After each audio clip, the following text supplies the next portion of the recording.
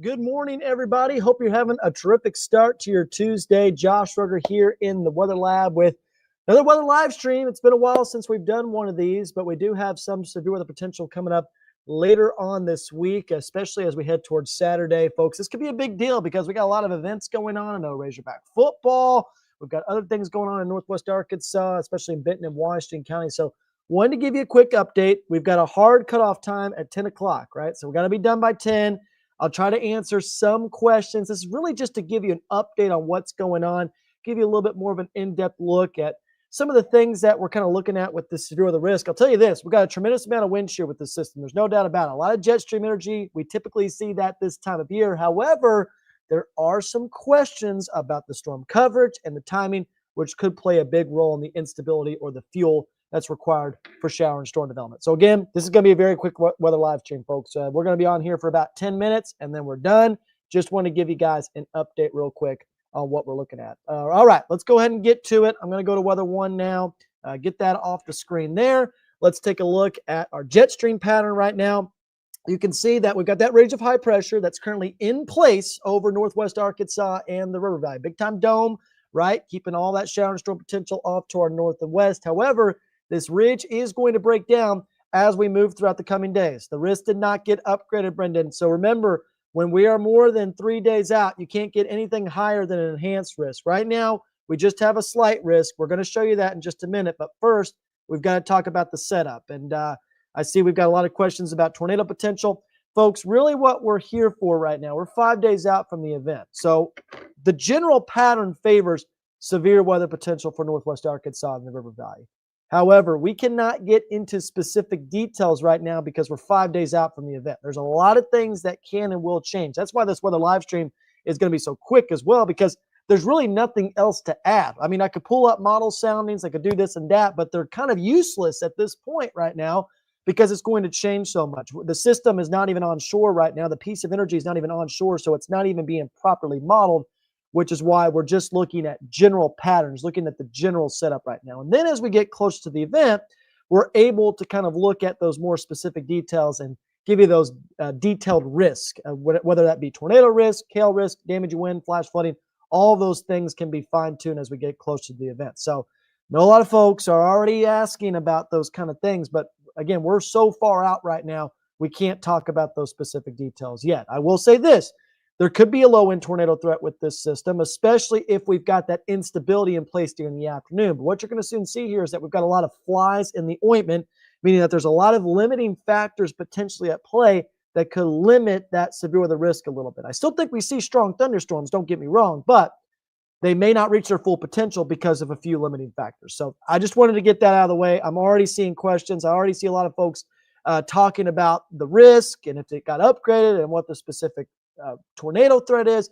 That will all be fine-tuned once we get to the latter half of this week. So just wanted to stop real quick and do that because I know that's going to be there's going to be a lot of questions about that, and that's just not something we can get into right now. So thank you guys so much for asking those questions. I know, again, there's going to be a lot of those probably within the next 5 minutes or so, but I just wanted to make sure everybody knew that and kind of talk a little bit more about the forecasting process. All right, here's the deal. Ridge of high pressure in place right now. A lot of heat, a lot of moisture that's trapped under that ridge of high pressure, especially for this time of year. However, we're going to see a dip in the jet stream as we move throughout Friday night into Saturday morning. Look at all that energy that's pushing into Northwest Arkansas and the River Valley. So a lot of wind shear, no doubt about it. The dynamics with this system are upper echelon. However, that doesn't matter if we get all those thunderstorms in the morning. And that's going to limit the instability during the afternoon if that does indeed come to pass. And I'll show you a vorticity map in just a minute to show you all that energy. But here's the good news. Once this system passes, we are going to see cooler weather prevail. That ridge of high pressure will stay shoved off to our south and east. I'm not necessarily calling for like a big cooling trend. Like we're not talking about temperatures in the 50s, overnight lows in the 30s, but we will see more seasonable fall-like vibes with highs in the lower to middle 70s in northwest Arkansas by next Monday and overnight lows in the upper 40s to lower 50s. That is a little bit more fall-like, and it will remain that way for an extended period of time because that ridge is going to be suppressed off to the south and east. But let's go ahead and look at the latest day 5 convective outlook. So this is what everybody's talking about right here. Obviously, a slight risk of severe weather in place. It is a big deal when the SPC outlines an area 5 days out. And look at the text that we've got on this particular graphic. All modes of severe weather possible if storms form during peak heating. Again, that's if storms form during peak heating. If storms form before that period, the overall threat will be limited. And that's why there's uncertainty in regards to the timing of the storm system and the coverage or the storm mode, right? Because a lot of the models are indicating that these storms could be very messy in nature, meaning that we've got more clusters or line segments rather than discrete supercells. And that typically favors more of a flooding threat or hail threat or damaging wind threat rather than that tornado potential, especially if you get those clusters developing in the morning. You get more storms that form over and over again. They train over the same areas, and then that limits the severe weather potential. So one thing I was talking about this morning is notice how northwest Arkansas, the farther north and west you go, the more you're on that western fringe of that risk. So I think central and southern Arkansas really needs to keep a close eye on this event based on the current trends. For northwest Arkansas and the River Valley, there's a lot more uncertainty right now because of those flies in the ointment, because this system could come in a little bit too quickly, and that's great. We want it to come in too quickly because that limits the instability. However, I will say this, if it comes in quickly, right, Friday night to Saturday, I know a lot of you folks want to head out to Donald W. Reynolds Razorback Stadium, do some tailgating and stuff like that.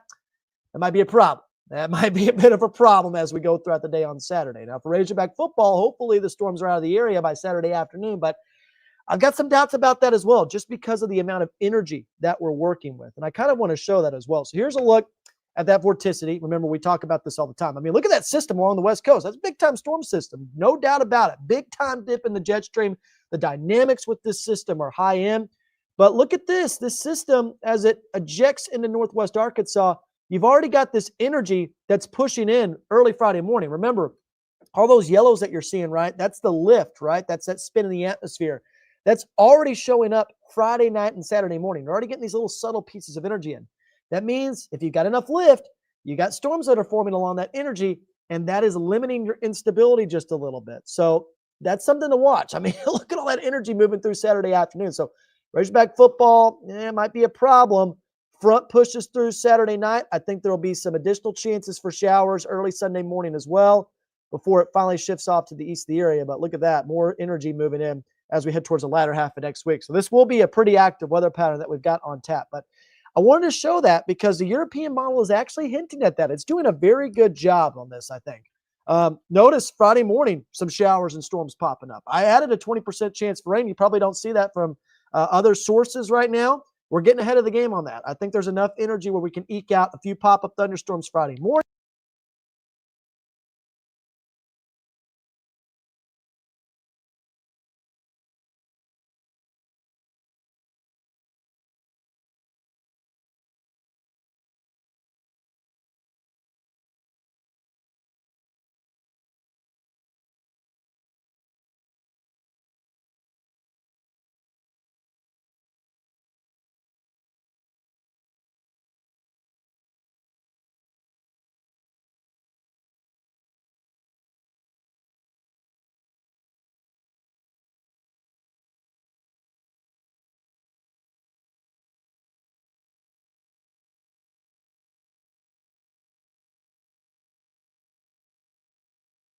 Yes. Sorry, the phone went out right there. Microphone went out. Sorry. Yep, I see that, everybody. I think my mic's back on. That happens because we're using this right here. I wasn't going to be on for an extended period of time, so I'm using this here. So sound should be back on. I see everybody still commenting. I think you guys will tell me that the sound's back on in just a minute. But In case you didn't hear what I just said, what I'm talking about here is where those thunderstorms will be a little bit stronger. They'll be a little bit stronger along the I-40 corridor in south because that instability is going to be greater. Notice how those storms start to take off in those areas right around 3, 4 o'clock in the afternoon, while in northwest Arkansas, again, you're getting that shower and storm potential a little bit earlier on in the day.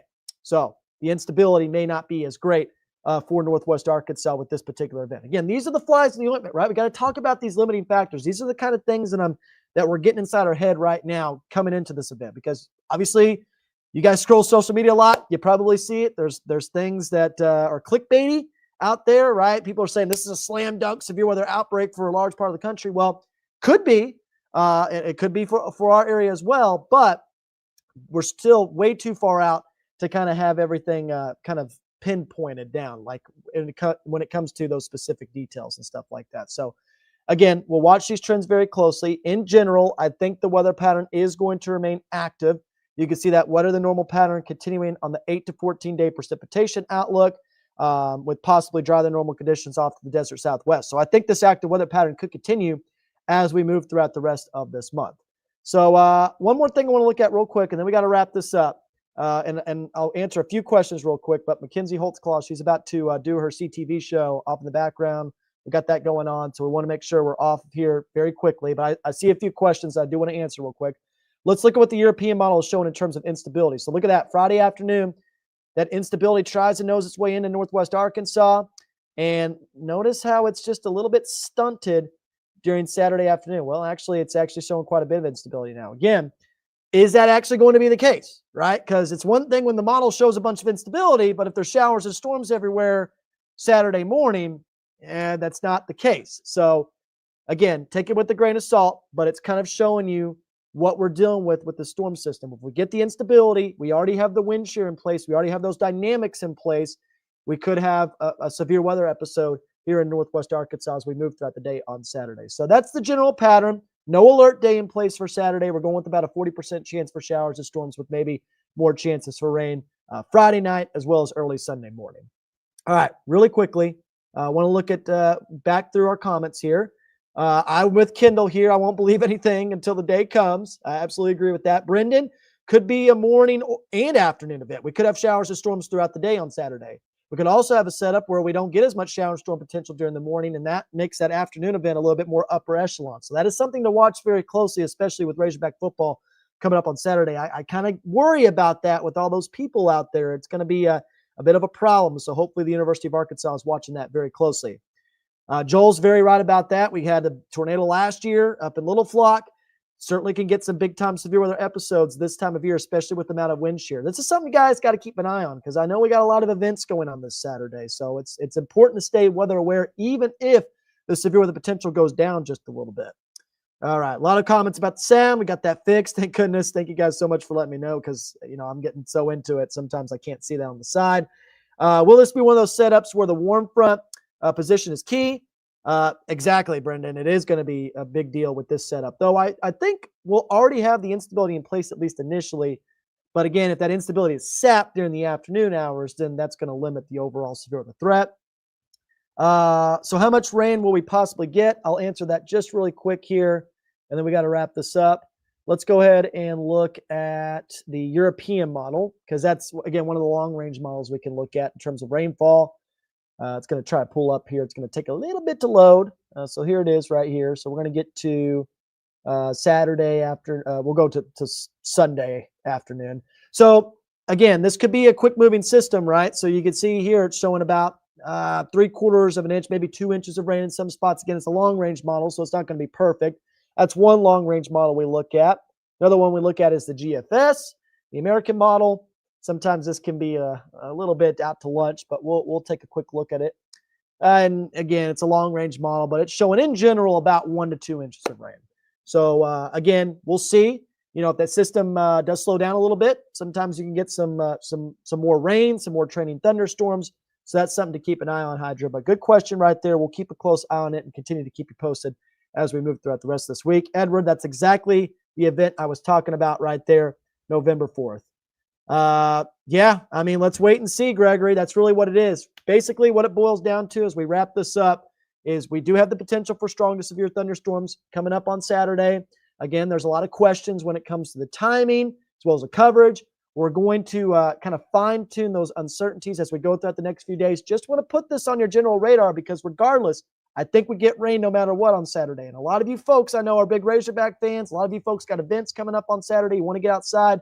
You got to stay weather aware. You got to keep this on your radar and prepare accordingly. Maybe think about moving some of those plans inside, especially Saturday morning, because I do think we see quite a bit of shower and storm potential with this particular event. But that's all I got for you guys today. Again, very quick live stream. Mackenzie Holtzclaw about to do her CTV show right now. So we're going to hop off. Thank you guys so much for tuning in this morning.